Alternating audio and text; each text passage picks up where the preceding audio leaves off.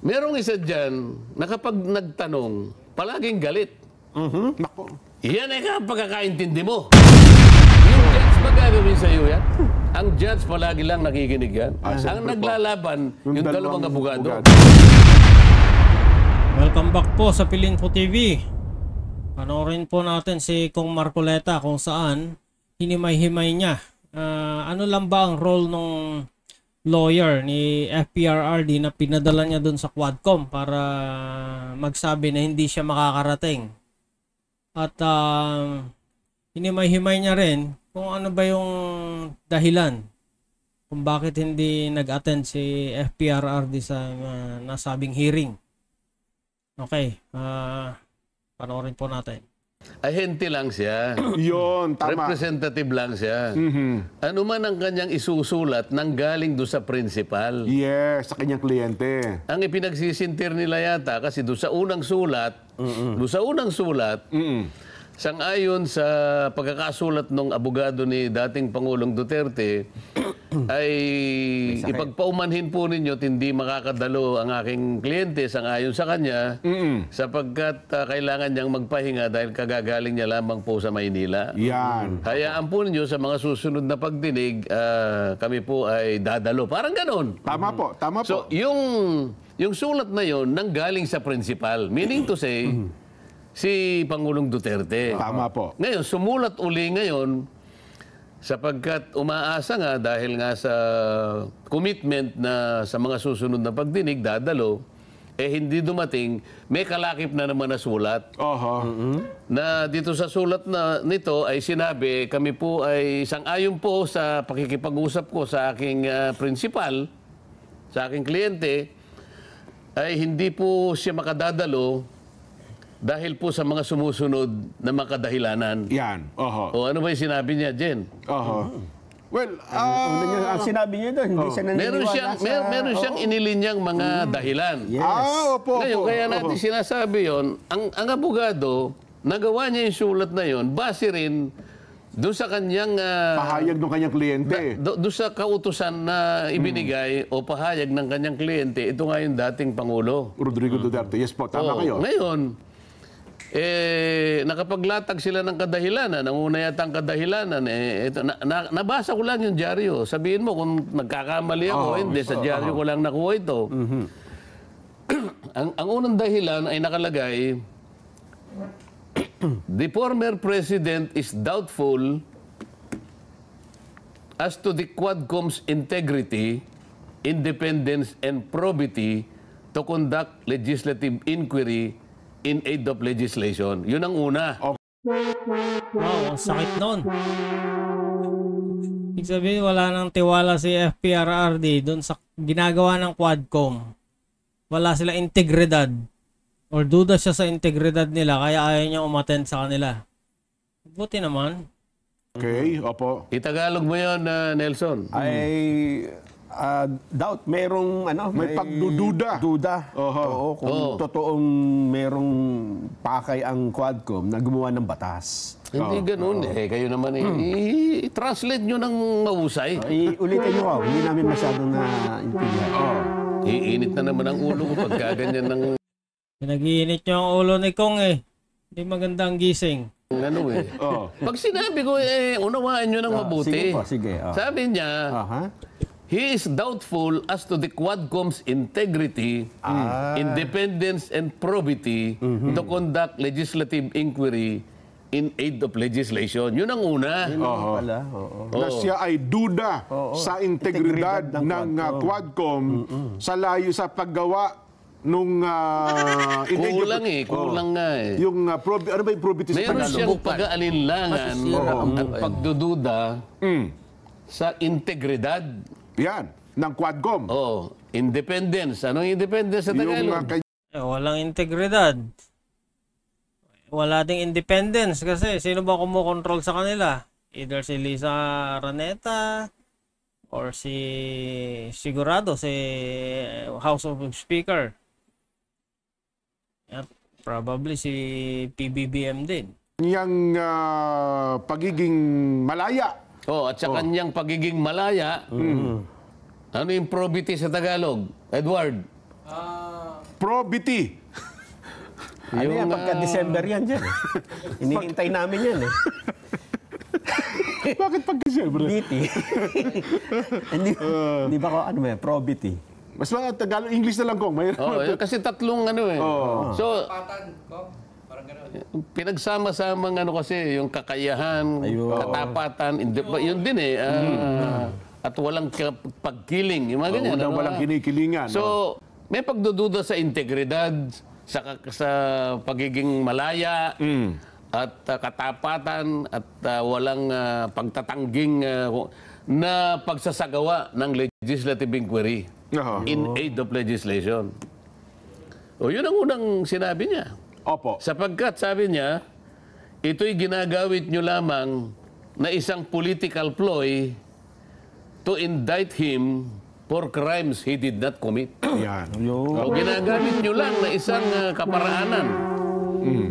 Isang stratagem. Pang ganon, ano? Strategiya. Oo. Instrumento. Para lamang siya ay inyong... Kumbaga, Kong, parang nangingisda lang sila. Fishing expedition lang. Naghahanap sila or nagtatry sila makakuha ng ebidensya laban sa kanya.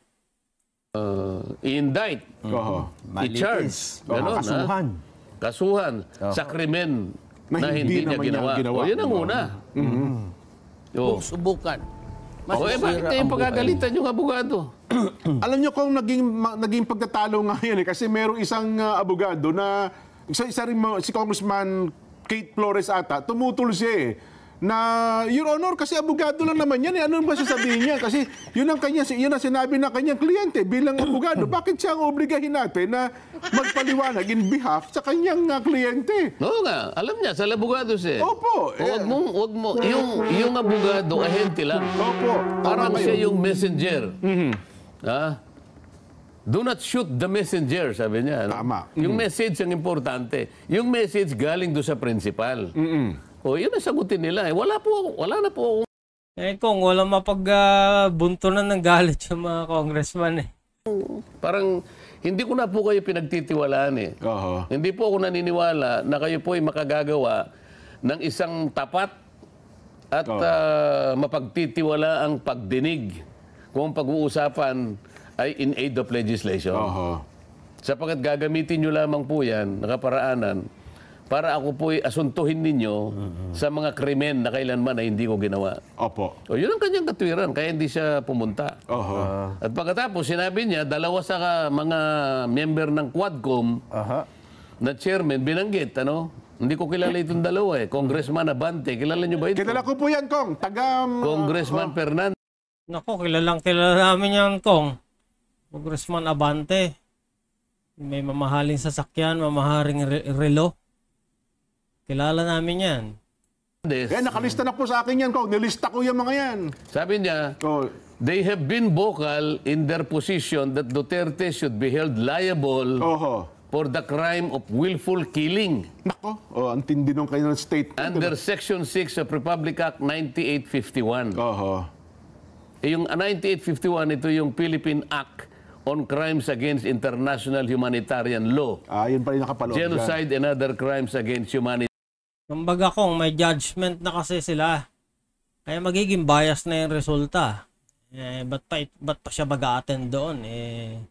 Meron silang judgment ngayon pa lang. Guilty daw si FPRRD. At sinabi pa nila na yung mga krimen na nabanggit ay klarong-klaro. Sa mga tweet, parang bias na nga naman sila. May nakapagbigay ka na ng deklarasyon eh. Na may kasalanan talaga. And the former president should be held responsible for the crimes. So, bakit pa siya pupunta ron? Meron ka ng pre-judgment eh. May nauna silang decision na. Alam mo, Nelson, Jen, kung halimbawa ito'y sa tunay na korte, ay, nako, hindi po pwede itong ganito eh. Kung sa proper court, Kong, wala. Merong kategoryan, merong yung mga abogado, meron silang ginagamit na isang technical phrase eh. Yung declared neutrality of an impartial judge. Yung pagka ginamit mo yan, ang mga example niyan eh, pag tiningnan mo, pati yung suot mo Opo. pati yung pagtingin mo dun sa akusado, Aha.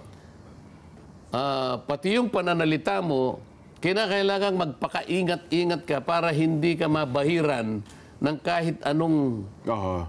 bias na maaring Ang pagkiling sa isang panig. maaring no? kumikiling ka sa isang panig laban sa isang panig. Tama po. Yun ang cold neutrality of an impartial judge. Itagalog mo nga yun, madali ito Ang problema ko, yan nga ang revelasyon ni Police Colonel Grijaldo. Na pinipilit lang or pinilit lang pala nila itong si Colonel. At involved si Abante at saka si Fernandez. Bias na nga. Oho. Cold neutrality.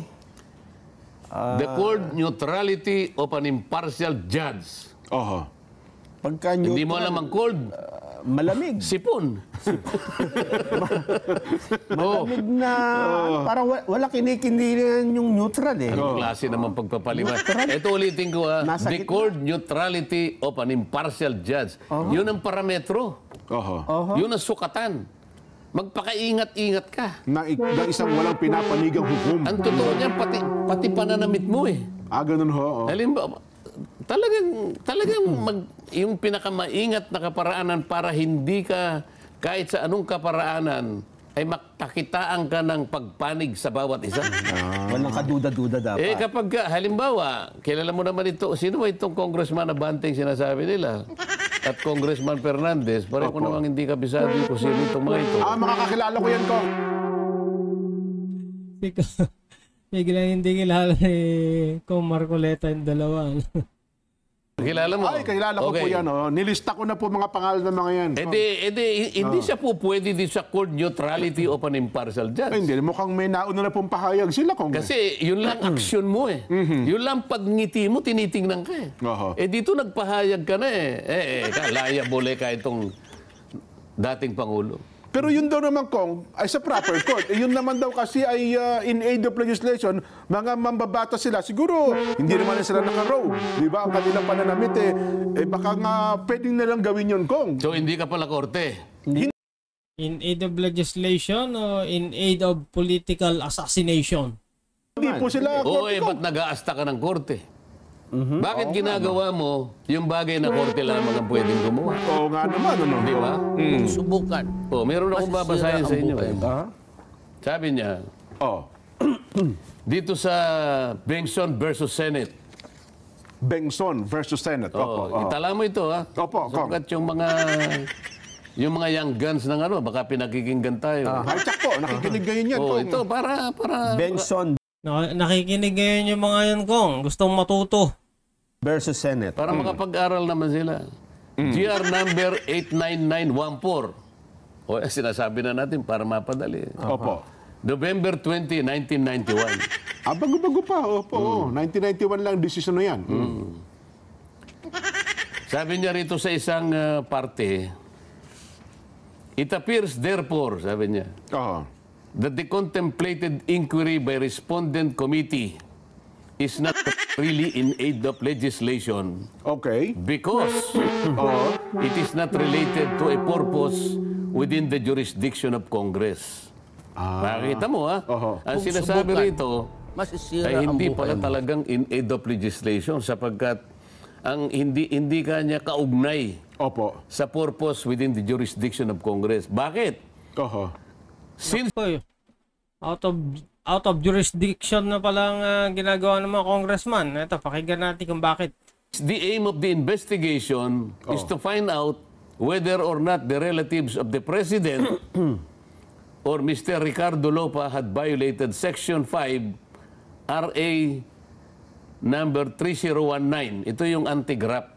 Yun talagang layunin ng naging Sa mga pagdinig tweet, kong. ang layunin ay para imbestigahan lang, para malaman kung yung mga relatives ng presidente ay nakapag-violate nung batas na kung tawagin ay Republic Act 3019. Oho. Ano ang dapat kapag gano'n na nangyari? A matter, sabi niya, that appears more within the province of the courts rather than the legislature. Oho. Pagka gano'n, sabi niya, ito'y para doon sa korte. Hindi para sa legislature. Sa korte na dapat pala dinidinig yung mga yan. So kung may ebidensya kayo, mga congressman, ay magsampa na kayo at sa korte pala dapat yan. Problema kasi wala kayong ebidensya kaya fishing expedition kayo. Hindi dapat para sa, Ganito yung nangyayari. sa Congress, ano? Kung ang palagay ng Quadcom at lahat ng kabahagi nito, ang pinag-uusapan ay napakaraming paglabag, lalong-lalo na yung mga batas, mga criminal laws, halimbawa. Bakit sila yung nagsusuri? Bakit sila yung nag-undertake ng inquiry na ito ay dapat korte na ang gumagawa? Ito yung sinasabi nito ba? Kinote pa nila yung isang jurisprudence Opo. na sa pangyayari ay magkapareho. Aha. Ito ay John T. Watkins versus United States, ano? Lumang lumang jurisprudence, ngunit nagagamit ng ating Korte Suprema. Aha. Sabi niya, Opo. but broad as it is, the power of inquiry, talagang broad eh. It is not unlimited. Ayun. Kahit na broad yan, pero merong limitasyon yan. Oho. May limitasyon. Hindi unlimited. Data lang siguro ang unli. Hindi absoluto yung kapangyarihan niya There pala, is no general authority to expose the private affairs of individuals without justification in terms of the functions of Congress. Di ba? Oho. Nor is the Congress a law enforcement or trial agency. Ang sinasabi, hindi ka enforcement, hindi ka trial agency. Naku Kong, yun na ang ginagawa nila ngayon. Law enforcement na rin sila. Investigador. So bakit mo ginagawa ito? Pero paano natin idodraw yung line, Kong? Yung pagiging... Idodraw mo ang line kapag Opo. ka ang mga bagay na ito ay korte na ang dapat na gumawa, sabi nito. Hindi na legislative purpose.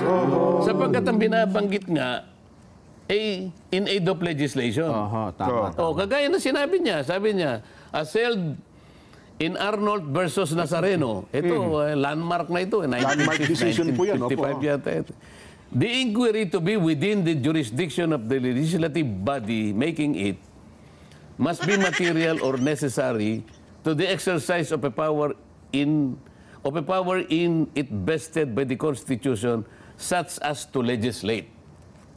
Legislate lang eh. Oho. Ang problema kong hindi na pinapakinggan ng mga congressman yung mga ganyan. Lalo na yung Quadcom. Isa lang yung kanilang purpose. Makakuha ng ebidensya para masiraan ng mga Duterte, ma-impeach si Sara Duterte. Yan lang. Kaya ipinipilit nila lahat ng pwedeng gawin. Yung kaya nilang gawin, katulad ng mga hearing na yan. Puro paninira sa Duterte. Bakit ganito yung nangyayari? Kung ang alam mo ay kailangan mong isigin ang isang tao, kung yun ang palagay mo, kailangan mong isigin ang tao sapagkat napakarami palang batas ang na-violate, ang nalabag. Kasi pinag-uusapan nila is war on drugs. Eh. Tama po. Oo. Kung sa palagay mo ay napakarami mong ebidensya, bakit ang legislature ang gumagawa nito? Nako. Oho. Sabi niya, kasama ito doon sa sagot ni Pangulong Duterte sa pamamagitan ng kanyang abogado. Abogado po. Subukan. Oo. Masisira ang buhay mo.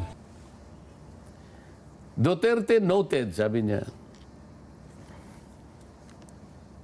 Opo. Ito sabi niya, the proper recourse, sabi niya, is to file the proper criminal actions against Duterte before the DOJ. Yun, tama. Mag-file kayo sa DOJ ng kaso. Yan ang trabaho ng DOJ. Problema, congressman na ang gumagawa sa trabaho ng DOJ. Bakit niya sinabi yun? Kasi yung Department of Justice, nasa ilalim niya yung National Prosecution Service. Kung inaakala mo na nakalabag yung dating Pangulo ng maraming mga batas doon sa kanyang kampanya laban sa droga, ang sinasabi nga nila Ang proper recourse, mag-file na kayo ng proper criminal cases against Duterte before the DOJ. Bakit hindi? Mag-file na kayo. Kung talagang gusto niyong siraan ng mga Duterte at may ebidensya kayo, mag-file na, huwag na patagalin yan. Hindi nga yun ang gawin. Oho. Bakit iniimbestiga ng Kongreso? Kaya pala kung ang DOJ, ito recently lang to, Jen, Oo. balita natin kanina umaga, nagbuo na sila ng task force on EJK. Oh, yun ang tama eh. Yun, opo. Oo. So Subukan. ano mangyayari Masisira kung ang dapat iba yung hearing sa Kamara? Dapat nga wala yan eh. Oho. Dapat nga wala. Itong binabanggit nating mga jurisprudence na ito, ang sinasabi, kapag ka ang lahat ng ginagawa mo ay mas matibay pa na dapat ang korte ang gumawa at hindi legislature, dapat iniwanan mo ng matagal yan eh.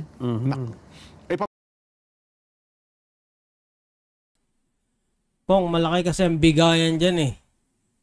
Mukhang malaki ang ipinangako sa mga congressman kapag natanggal nila sa BP Sara. Paano yan kung mukhang may nabasa ako mga statement na noong nakaraan sa House leadership na tamaan niya ang direksyon ng Quadcom at mukhang maraming natutuklasan. Kaya sino man ang gustong pumigil dito, hindi dapat niya Magtagumpay. pigilan ito. Hindi ito niya dapat magtagumpay. Dapat magpatuloy ang pagdinig ng Quadcom. Yung pagdinig kaya ay nasusunod yung mga parameters at yung mga sukatan na nakalatag sa mga jurisprudence. Well, sa statement na yun ko, ako personally, sa hinuha ko, sa tingin nila, Tama ay yung mukhang ginagawa nila. nasusunod at mukhang tama ang ginagawa nila, Kong. Halimbawa, Oo. yung sino ba yung Tingin ko kung nasusunod. Nasusunod ang gusto ng mga congressman. yung kaibigan mo, si sino yan? Benny. Si Benny Abante, nakita ko nag-appear doon. Bini Antiporda po. Benny Antiporda. Antiporda. Abante, Congressman po. Gawin nating halimbawa si Benny Antiporda. Ako, bigla nga ako naawa kakapon. Ano nga gawin nating halimbawa? Opo. Ano yung tinanong sa kanya? Ang tinanong sa kanya kung totoo ba yung sinabi na ikaw ay involved dito sa smuggling ng droga. No, sabi niya, Dahil nabanggit yung pangalan mo. Hindi po kanya. Hindi po kanya. Nagpaliwanag siya, di ba? Opo. Katunayan niya, si Colonel Asierto, oo. hindi niya nababanggit ang pangalan ko at di wala ako sa... Kiniklear ako eh. Kiniklear. Hindi niya nakikita sa kanyang report at sa kanyang intelligence. Si Benny Antiporda. Oo. Bigla may Sumagot sumigaw. agad na, Your Honor, Hindi, teka muna, bago na mangyari yun. Ang katibayan po na hindi po totoo yan kasi po, yung dalawa pong witness, naglaban po yung kanilang magkaiba ng statement, oh. Kaya kanya, ang aking pong pagkakaintindi dyan, ay talaga pong Hindi ako involved. hindi po ako involved. Opo. May sumagot ngayon. Yun nga. Oo, yun, nako. Pasigaw pa eh. Oo. Galit. Ito yung Sino ba yung sumagot ng pasigaw na yun, Kong? ito yung nakakatawa dyan eh. Oo. Merong isa dyan na kapag nagtanong, palaging galit. Nako. Yan ay pagkakaintindi mo. Oo nga. Oo. But it does not follow. Tama po. Kong, parang kilala ko yung laging galit na yun ah. Di ba yung mahilig magpa-contempt? Bakit daw? Bakit daw? Meron bang ganon? Hindi. Yung judge ba gagawin sa iyo yan?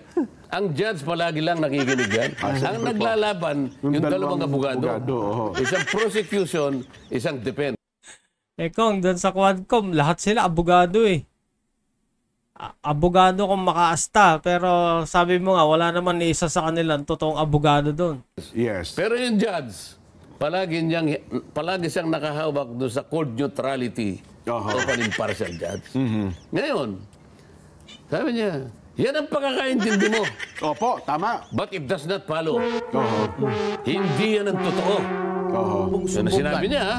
masisira ang buhay. Hindi lang sumagot yung Benny. Hindi na. Mahimik na lang. Hindi na Sa- nakapagtayo, mukhang oo. mabait nga si Benny Kong eh. Mabait. Kung ikaw si Benny Antiporda. Oho. Halimbawa, ako si Benny Abante. Oo. Abante. Si Benny, si Ginong Karamps. Oo. Sino ba yung Si Karamps Si po. Karap. Oo. Halimbawa, sinabi niya, Oo. yan ang pagkakaintindi mo, pero mali ang pagkakaintindi mo sapagkat Oo. hindi yan ang totoo. Bakit? Sabi nga. Ba't niyo po nasabi? Ano po pala ang totoo? Oh, ayun na. Oo. Paano mo nalaman kung ano yung totoo? Paano mo nasabi? Dapat, diba? Oo nga, oo. Yan yung sinasabi natin eh. Kung mas magaling pa yung mga nasa Quadcom, ano, alam nila yung totoo kaysa yung mismong tao. Nasaan? Kaya nga sabi ng abogado ni Pangulong Duterte, Oo. ako po'y nagdududa na sa inyo eh. Aha. Kung kayo po'y meron pang integridad, independence, or probity para magsagawa ng legislative inquiry. Aha. Una, pasigaw-sigaw kayo. Kawawa yung mga tao. Unang-una, hindi nyo gawain yan. Pangalawa, wala kayong kakayahan para gawin ninyo yan. Bakit? Yung 4 na chairman ng committee na yan, walang abogado yan kahit isa eh. Oh, yun na nga po ko. Nagkataon nga ganun. Ayun yung sinasabi ko kanina. Ni isa daw doon, walang abogado. Pero kung makapag-react, umakto, parang akala mo mga judge eh. Hindi lang abogado, judge pa.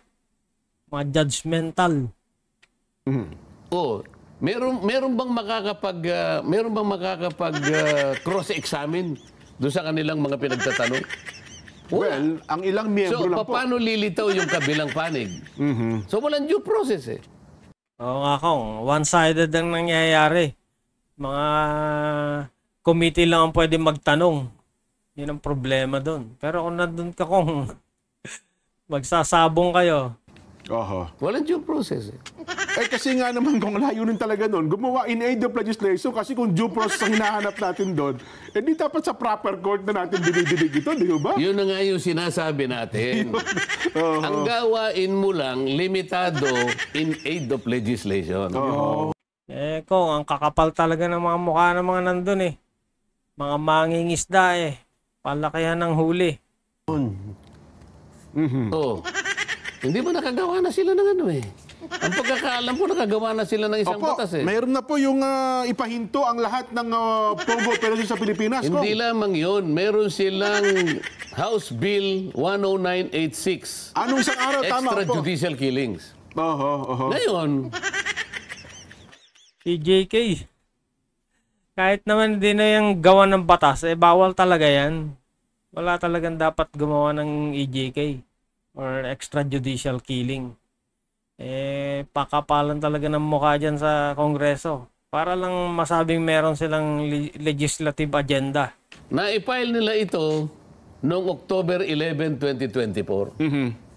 O, hindi tapos na. Opo. Meron ng... Wag na natin munang pasadahan itong House Bill 10986 sapagkat maraming problema itong ginawa nilang batas. Hindi ito yung panahon para atakihin natin. Pero isang episode ito eh. Tama. Kung pagbigyan mo muna sila, padamahin mo muna. Baka hindi makatulog yung mga yon. O baka 2 episode to eh. Mahaba-haba yan, oo. Pero kung totoo ang gawain nila is in aid of legislation, tapos na eh. Meron na legislation eh. Oo. Ba't tayo mo pang tumigil? Oo nga. Oo nga ako, dapat tumigil na sila. Kaya lang baka hindi pa satisfied yung nasa itaas nila, yung pinakamataas. Kaya hindi pa namimigay ng datong. Wala nang rason. Tapos na eh. Ay mukhang... Bakit tinanong na naman yung driver ng dating Pangulo? Meron ako na. Opo. Si Benaventura. Si Benaventura kong. Oo. Ngayon, wala silang nakuha dun sa tao. Oo. Hindi magaling sumagot. Malinaw pa nga na napakita niyang napakabait ng Pangulong Duterte. Ngayon, nasipayo ata yung abogado. Si... Mali yata akong napatawag nila, imbes na sira ng dating presidente, napaganda pa. Congresswoman Luis Troy yata yun. Opo. Tontuwa ako eh. Ngayon, ang ginawa niya, dahil sa wala siya nakuha eh, 0. Opo. O dahil sa napakabait ka ni Pangulong Duterte, ikaw ay bilib na bilib dyan. Opo naman, sabi niya. Opo. Kung halimbawa, bibigyan mo ng grade si Pangulong Duterte, Opo. between 1 and 10. 10 Parang nag-survey pa pala si Luis Tro kung being the Highest. highest. Opo. Anong grade bibigay mo? 10 po. Talagang bilib ka, ha? Oo, nga. Eh, di pati buhay mo nga niya, ibibigay mo sa kanya dahil bilib ka sa kanya. Aha. Opo. Eh, di pwede ka rin magsinungaling ka niya. Yun ang Dahil sa kanyang- bilib mo. Yun ang kanyang konklusyon. Hindi, kasi in English niya eh. So you can also do some misrepresentation before this committee. Only to save him. Yes, ma'am, sabi naman nung isa. No? Alam mo, kung yun ay nasa tunay na korte, doon pa lamang sa ano niyang Opo. between one and other, yung defense counsel, Nakaharang agad yun. Your Honor, Your Honor. Your Honor, objection. Yes. What is the objection? Sabi ng judge, ano? It is irrelevant, it is impertinent, no basis, Your Honor. Titigil yun. Tama. Sustain, Sabi ni ng judge. Wala nang connection eh. Walang connection eh. Eh dahil nga walang abogado doon, paglalaruan ka ng abogado, walang connection eh. Eh, ngayon, kung itataas natin kung palalaliman natin ito, kung pinag-uusapan ay logic, halimbawa, palasyos yung premise niya. Walang connection yung pagsisinungaling at saka pwede niya sabihin eh. Yun ron, kung yung pulis, halimbawa, kung makikipagpilosopuhan siya dun sa abogada, yun, di ko na po kailangan magsinungaling para iligtas si Pangulo. Sapagkat totoo po yung sinasabi ko lahat. Ngayon, kung halimbawa po, may umahanap sa kanya halimbawa, alam ko, babarilin siya, alam ko kung nasaan siya, magsisinungaling po ako talaga. So, depende po eh. Depende sa sitwasyon. Nako, kung pag ginawa niya yun, baka pag initan. Depende po sa sitwasyon eh. Pero ikukonek mo yung paghanga ko sa kanya at pagsisinungaling ko dito sa Quadcom, wala pong relasyon yun eh. Either pumasok ka doon sa mga tinatawag Kumbaga kung irrelevant. na mga Opo. yung tinatawag na false dilemma fallacy, meron kang bandwagon fallacy, meron kang slippery slope fallacy. Pero malalim na ito. Medyo malalim na talakayan na Hindi na dapat ginagamit itong mga ito. Pero gagamit sila ng mga ganon para lang lituhin. Dahil wala siyang nakuha eh. Zero eh. Nako, zero. Ibig sabihin kong walang makukubra yun. Walang bonus. Ang malungkot kasi doon, Kaya Kong. itatanong natin sa publiko ngayon. Di, Kong, ang malungkot. Baka tayo mapalayo. Dagdag ko lang, Kong. Ang malungkot kasi doon sa punto na yan, wala namang defense lawyer. Tsaka bawal mag-ano eh. Bawal mo mag-coach Sumagot yung abogado Ayaw ng nga palapitin mga yung witnesses. Wala nga due process eh. Hindi magbulong, Ilang bawal eh. beses na nating pinag-usapan sa Hindi magbulong bawal eh. Papakontempt ni Paduano. programang ito. Hindi korte ang Quadcom. Opo. Nagkukunwari lang sila na korte. Ipagpalagay natin korte sila, hindi qualified na judge yung apat. Opo. Hindi Kaya wala tayong makukuha rito eh. hindi abogado. Ni walang abogado ni isa out of 4. Kaya malabo kong ano. Una, hindi korte, nagkunwang korte, wala namang qualified na judge. So anong gagawin natin? Nako. Kaya pala ganun kung umasta si... So paano magro-ruling yung, halimbawa, merong nag-motion. Paano magro-ruling yung isa? Well, ang batayan lang nila lagi yung kanilang rules, Kong. Ano ha? Doon sa rules ng umiiral sa Quadcom. Ayun ang kanilang lagi Kaya nga nagtataka ko, Kong, doon sa mga laging statement ni Congressman Paduano na ang panakot niya lagi, magsalita ka ng totoo, ipakukontempt kita, at saka yung driver mismo sa Ginong Binaventura, Si Boy Contempt. magsalita ka ng totoo, baka hindi ka na makauwi. Di ba yung ganun double? Ano ibig sabihin? Kaya nga Hindi niyo isa sa dahilan na ginamit ng dating Pangulo sa pamamagitan ng kanyang abogado sa pagtanggi niya na dumalo sa Quadcom ay ito. Duterte noted how the Quadcom tried to persuade, if not unduly pressure, resource persons to admit matters under oath that they lack knowledge of. Ibig sabihin, kahit wala silang kakalaman doon. Merong undue pressure, sabi niya. kahit wala silang alam dun sa tinatanong, ang gustong maging sagot ng mga congressman, yung affirmative, kung anong gustong maging sagot ng congressman, dapat yun ang mangyari. Otherwise, i-intimidate nila, tatakutin.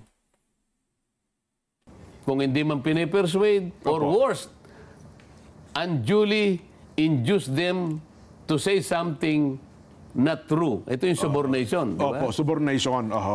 That cast doubts on the Quadcom's integrity and impartiality. Totoo naman yun eh. Ba't kinakailangan magkaroon ng pilitan doon? Masisira ang buhay mo. Na kapag ka nagpaliwanag ka, hindi yan ang tama. Mali ang Kung mahigpit ang mga pangailangan ng mga nandun na mga ngingisda kailangan nilang makakobra. paliwanag mo. Kamukha nung tinanong. Yan ang pagkakaintindi mo. Nako. Ganun si Benny Antiporda naman, bigla na lang tumahimik. Tumahimik nga. Yan ang pagkakaintindi mo. Pero hindi yan ang totoo. Kung ako siguro yun. Ano po yung totoo, Ron? Ipaliwanag nyo Paano mo nalaman na yan ang totoo? Yun lang, bias na bias ka na eh. Hindi kailanman mangyayari sa korte yun. Sapagkat merong due process sa korte.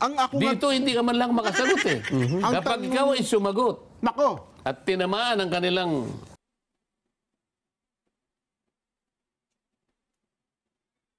yung kanyang ere. kukulong kita. Meron bang ganito? Nagsisinungaling ka, hindi yan kasang-ayon doon sa alam ko. Pero ang tanong ko doon, kung gano'n na ang asta ng mga miyembro ng Quadcom, bakit pinapayagan ng chairman? Di ba dapat nagro-ruling ang chairman doon? Your Honor, hindi tamang aktwasyon yung ginagawa mo. Di ba? Paano? Kung wala kasing alam din yung chairman nila doon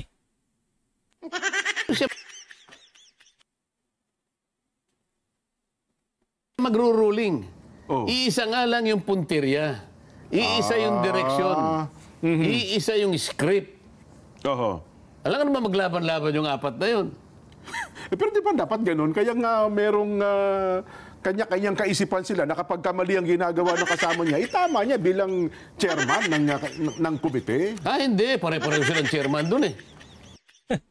Para yung chairman, isang script ang kanilang sinusundan. Ano sasabihin nung isa? Huwag mo kung Chairman din ako. pare-pareho lang tayong chairman dito. Ay, di ba ganun kung minsan nagkakaaway-away Oo sila? nga po, nagsasagutan din sila. Teka muna, ako muna ka eh. Di ba?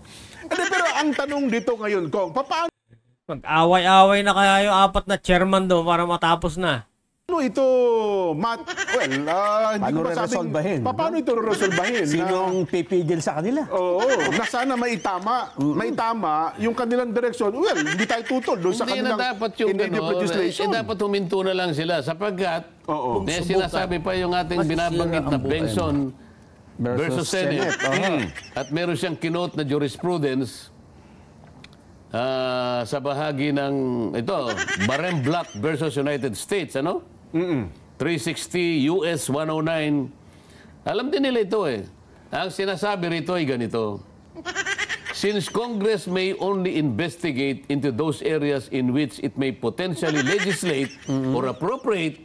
Ito yung premise niya.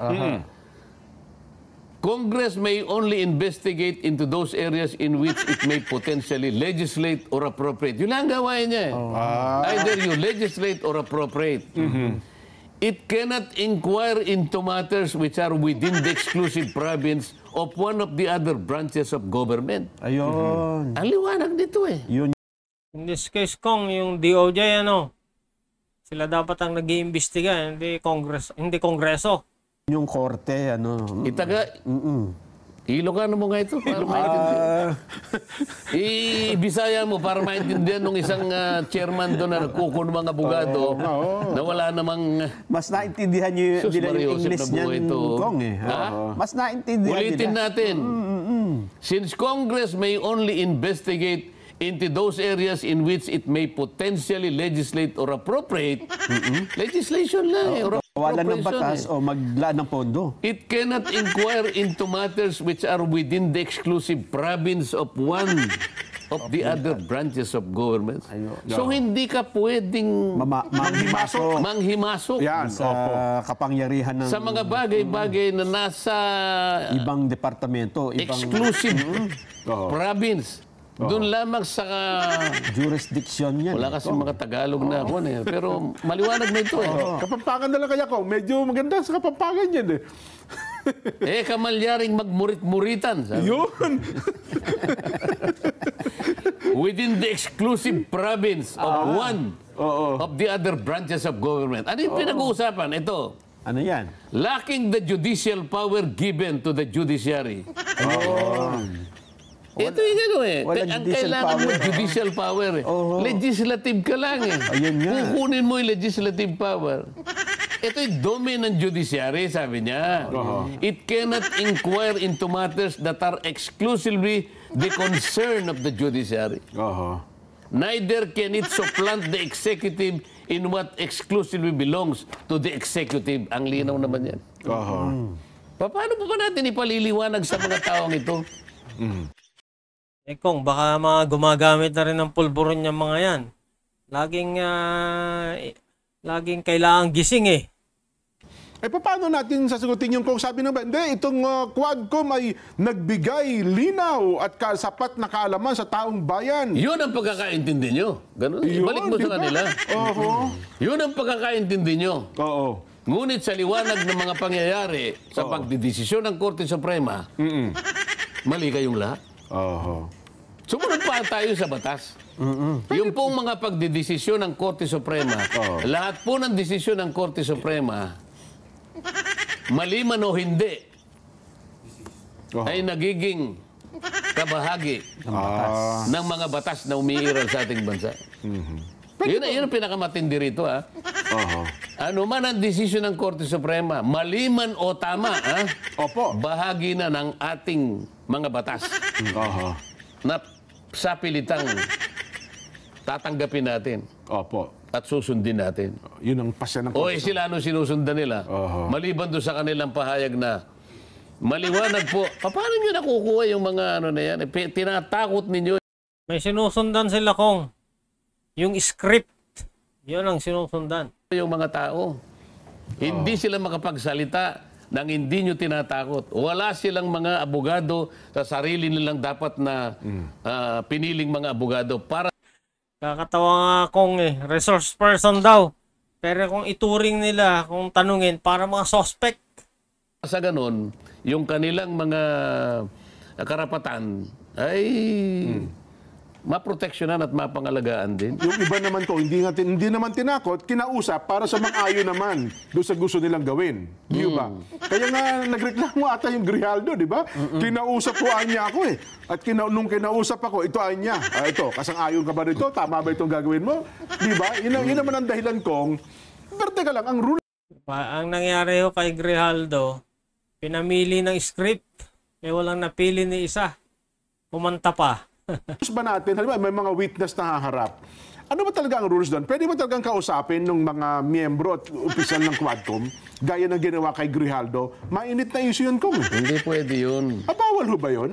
Paano mo nga mapapanatili yung impartiality mo? Kaya sinasabi nga dito sa sulat ni Pangulong Duterte. Ayun! Magiging undue pressure na yun Oo. Kung sampal sa Quadcom yung sulat ni FPRRD, kung talagang nanamnamin lang nila, ititigil na nila yung mga hearing nila Butata na sila bistado na. Paano? Ba't mo kakausapin? Akala ko ba ang pagganap nyo ng tungkulin ninyo ay para makakuha kayo ng katotohanan. Makuha nyo yun. Bakit kailangan yung ipatawag? Paano halimbawa naman sa kaso ni Asierto Kong? Si Asierto, wanted ito, matagal ito hinahanap na batas Ilang taon na po siyang hinahanap. Katapos kahapon bago pa pala kahapon, ng mga nakalipas na araw, ang balita natin, nakakausap na pala ito ng ilang leader ng Kongreso sa pamamagitan din po ng Zoom, Kong. At humarap nga po sa pagdinig kahapon sa pamamagitan din po ng Zoom. Wanted po ito, paano yun? Nako, baka itinatago ng congressman yon. Yun na nga. Ano yung legislative purpose? Ayun. Di ba bawat, kasi sa tunay na korte kasi dyan, bago mo iharap ang isang testigo, mag-o-offer ka muna.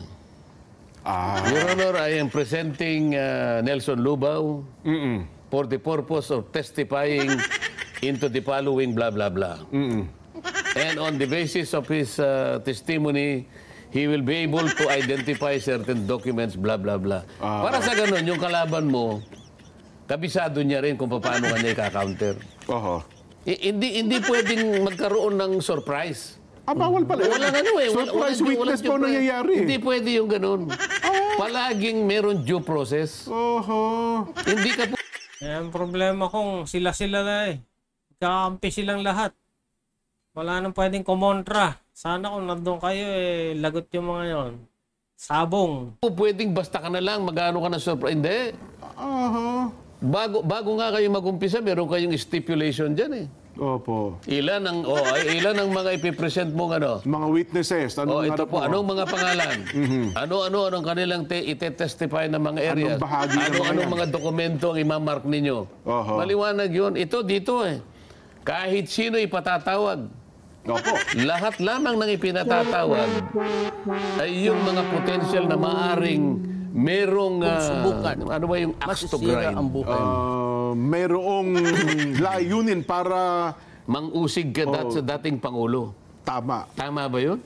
Mukhang Wala naman silang ipinatawag na ito, kamukha nito, ipinatawag nila yung driver. Opo. Na alam naman nilang walang makukuha.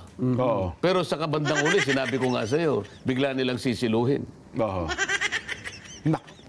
Di pa paano ngayon, Kong? Ang ating mga kababayan, so dapat na bang ipagpatuloy ito ng Quadcom, yung pagdinig kasi pang-10 na po yung kahapon at ang Nako. Dapat hindi na. Dapat tumigil na yung Quadcom na yan. Nagsasayang ng pera ng taong bayan. Inaabala lahat ng mga pinapatawag doon. Mga ahensya ng gobyerno, hindi na nakapagtrabaho. Pati mga private citizen na pinapatawag doon, naabala na rin. magkaroon pa po ng pang-11, pang-12, pang-13 at so on and so forth pa po. Ang masasabi ko dyan, paano naman yung mga ibang mga... ito'y gawa na yung mga bills eh. Gawa na yung mga resolutions. Bakit naman puro na lang yung Quadcom puro na lang ito yung kanilang pinagsasakitan? Bakit lahat ng panahon, lahat ng resources dito na lamang nakatutok? In aid of legislation daw. Paano yung nagawa na? Na hindi namin nadidinig. Kamukha ng mga bills ko na puro sa kuryente.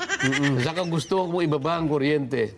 Yun ang dapat. Walang panahon. Yun ang dapat in aid of legislation talaga. Bakit yung pinipilit yung gumawa pa ng batas? Ito, nakagawa na po nakalinya na po lahat ang mga batas na pinanukala namin.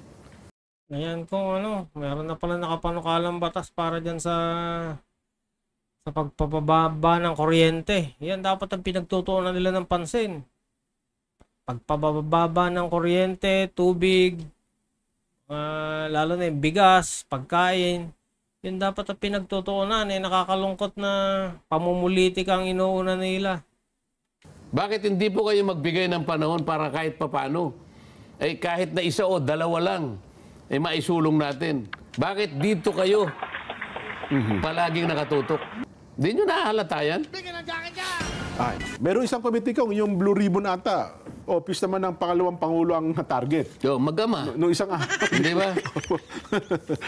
Nako. Anyway, paano natin itatanong ito, Nelson? Sa ating mga kababayan, itong ating magiging Vox Populi. 30 minutes na lang natitira sa atin. Napasarap ang ating talakayan.